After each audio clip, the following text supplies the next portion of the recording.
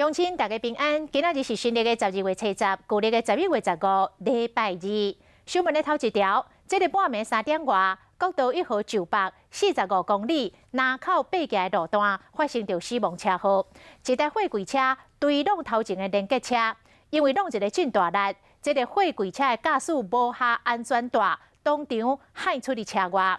货柜车的车头嘛瞬间导火，开始来火烧车。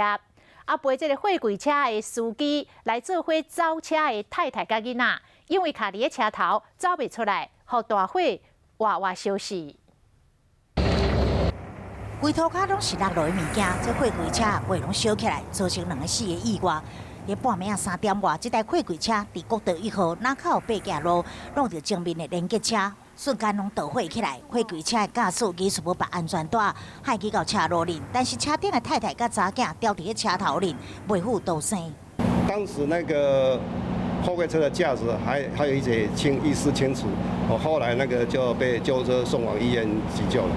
货柜车的驾驶头壳来出火，送去急救。伊驶出车外的时阵，还阁希望连结车的驾驶帮忙救受困伫车内面的太太甲囡仔，但是火势是伤大，目睭紧紧看悲剧发生。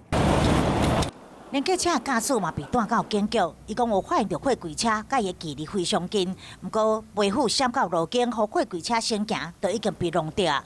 到底为虾米会发生追撞的事故呢？警方持续搜证，要查一个明白。